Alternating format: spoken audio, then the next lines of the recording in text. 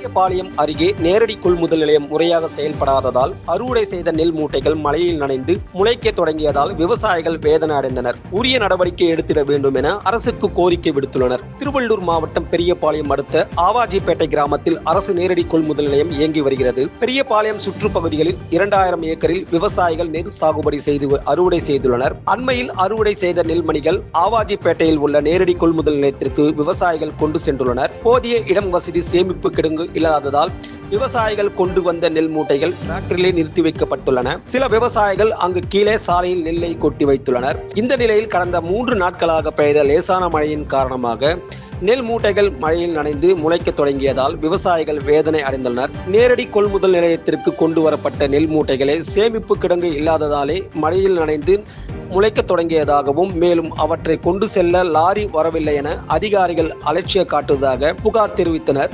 விவசாயிகள் பாதிக்காத வகையில் அரசு உரிய நடவடிக்கை எடுத்திட வேண்டும் என கோரிக்கை விடுத்துள்ளனர்.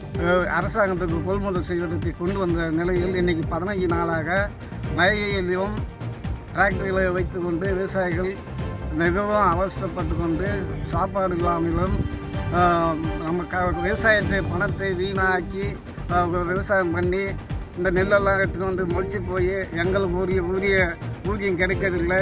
உடனடியாக இந்த அரசாங்கம் கவனம் செலுத்தி இந்த உடனடியாக விவசாயத்தை காப்பாற்றி தருமாறு மிக பணியன்புடன் கேட்டுக்கொள்கிறேன்.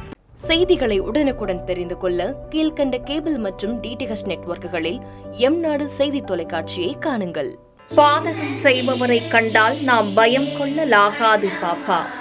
மோதி மிதித்து விடு பாப்பா, அவர் முகத்தில் உமிழ்ந்து விடு பாப்பா. அண்மை செய்திகளை உடனுக்குடன் தெரிந்து கொள்ள இணைந்திருங்கள் எம்நாடு தொலைக்காட்சியுடன்.